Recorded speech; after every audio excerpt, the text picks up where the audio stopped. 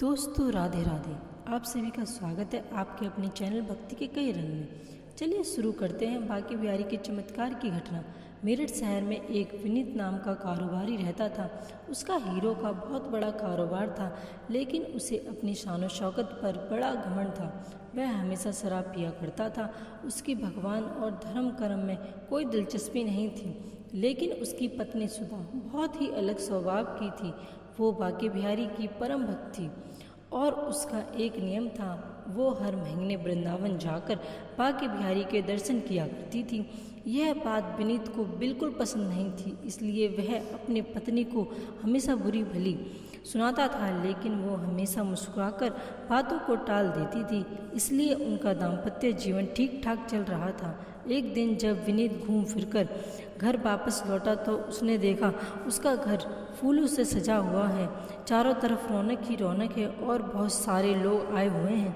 यह सब देखकर उसने अपनी पत्नी से पूछा, यह सब क्या हो रहा है? उसने कहा, आज जन्माष्टमी है, इसलिए आज घर में भंडारा रखा है।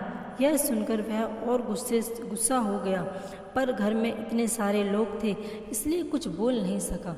अपनी पत्नी को सबके सामने नीचा दिखाने के लिए उसने बांके बिहारी जी के भंडारे के लिए बना हुआ भोजन बाहर फिकवा दिया। जब सुधा ने रसोई में जाकर देखा तो सारे बर्तन खाली थे, लोगों को खिलाने के लिए कुछ भी नहीं था। यह देखकर वह बहुत परेशान हो गई और बांके बिहारी जी का नाम लेकर रोने लगी। यह बांके बिहारी, मैं इतने सारे लोगों को क्या खिलाऊंगी? परंतु ऐसा कैसे हो सकता है कि बांके बिहारी के भक्त के घर से कोई भूखा लौट जाए? तभी उसके द्वार पर एक ब्राह्मण भिक्षा मांगने आए। वो रोते हुए उनके पास पहुंची तो उन्होंने पूछा, बेटी तुम क्यों रो रही हो? तब उसने अपनी सारी परेशानी उन्हें बताई। उन्होंने उसे बिहारी जी के मंदिर का एक फल अपनी झोली में से निकाल कर दिया और कहा, इसे काट कर खाने के सभी बर्तनों में डाल दो और कुछ देर के लिए ढक कर रख दो, बांके बिहारी जी सब ठीक करेंगे। यह कहकर ब्राह्मण वहाँ से चले गए। सुधा ने ब्राह्मण के कहे अनुसार वो फल काट कर सभी बर्तनों में डालकर ढक दिया और बांके बिहारी से प्रार्थना करने लगी। जब कुछ देर बाद उसने सारे बर्तनों को खोल के देखा तो सारे बर्तन खाने से भरे हुए थे। यह देखकर उसने अपनी आंखों पर भरोसा नहीं हुआ। यह देखकर उसकी आंखों से आंसू बहने लगे।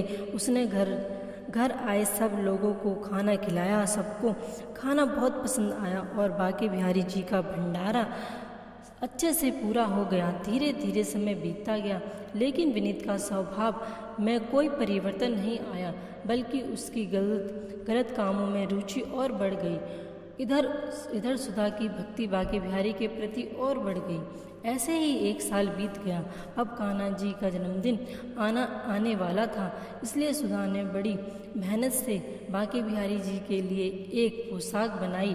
वो चाहती थी कि इस बार बांके बिहारी उसकी बनाई हुई पोशाक ही पहने, इसलिए उसने पुजारी जी को पहले ही बता दिया था। सुधा चाहती थी कि उसका पति बुरे कामों को छोड़कर धर्म के रास्ते पर चले, इसलिए उसने विनीत को अपने साथ वृंदावन जाने को कहा और वो चलने को तैयार हो गया। यह सुनकर सुधा को बहुत खुशी हुई। दोनों पति पत्नी अगले दिन वृंदावन जाने के लिए एक ट्रेन में बैठ गए। सुधा ने बांके बिहारी जी की पोशाक एक अलग बैग में रखी थी। जब स्टेशन आया तो विनीत ने कहा, तुम आगे चलो, मैं सारे बैग लेकर आता हूँ। वो आगे चली गई, लेकिन विनीत ने जानबूझकर वो पोशाक वाला बैग ट्रेन में ही छोड़ दिया। जब सुधा ने देखा कि विनीत के हाथ में पोशाक वाला बैग नहीं है तो उसने पूछा, बैग कहाँ है? विनीत बोला, वो तो मैं ट्रेन में ही भूल गया। यह सुनकर सुधा दौड़ी दौड़ी ट्रेन के पास पहुंची, लेकिन इतनी देर में ट्रेन वहां से जा चुकी थी। सुधा की सारी उम्मीदें टूट गईं। उसकी इतने दिनों की मेहनत बेकार हो गई। जन्माष्टमी पर बांके बिहारी को अपनी बनी पोशाक पहनाने का सपना अधूरा ही रह गया उसका। वो वहीं बैठकर रोने लगी। उसके आंखों से आंसू रुकने का नाम ही नहीं ले रहे थे। तभी विनीत आया और बोला, कोई बात नहीं, अब क्या बिहारी जी के मंदिर नहीं चलना? कुछ देर बाद दोनों बांके बिहारी जी के मंदिर पहुँचे। लेकिन सुधा बहुत उदास थी। थोड़ी देर बाद जब दोनों बांके बिहारी जी के सामने पहुँचे तो सुधा ने जो देखा उसे अपनी आंखों पर विश्वास नहीं हुआ। बांके बिहारी जी ने वही पोशाक पहन रखी थी जो ट्रेन में छूट गई थी। यह देखकर सुधा ने पुजारी जी से पूछा, पुजारी जी यह पोशाक कहाँ से आई है? वह बोले, तुम यह क्या कह रही हो बेटी? तुमने ही तो यह पोशाक भिजवाई थी। एक बुजुर्ग व्यक्ति ये पोशाक लेकर आए थे। उन्होंने कहा वो तुम्हारे पिता हैं, तुम्हें आने में थोड़ी देर हो जाएगी, इसलिए तुमने उनके हाथ से ये पोशाक भिजवाई है। यह सब सुनकर सुधा समझ गई कि बिहारी जी ही स्वयं ये पोशाक लेकर आए थे। वो बहुत खुश हुई और बिहारी जी को देखकर रोने लगी। इतना बड़ा चमत्कार देखकर विनीत को अपनी गलती पर बहुत पछतावा हुआ। वो बिहारी जी से नज़रें नहीं मिला पा रहा था। उसकी आंखों से आंसू बह रहे थे। तभी एक संत ने पीछे से आकर उसके कंधे पर हाथ रखा और बोले, मेरी पोशाक के बहाने तुम भी मेरे पास आ ही गए ना। अब बिहारी जी की शरण में आ ही गए हो तो रोते क्यों हो भाई? बिहारी जी ही सब ठीक करेंगे। ऐसा कहकर वो संत वहाँ से जाने लगे। विनीत जब तक उन्हें रोक पाता, इतने में वो संत उस भीड़ में कहाँ गायब हो गए पता ही नहीं चला।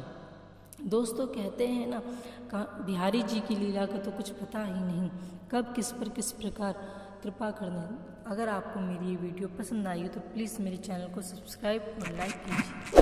Thank you.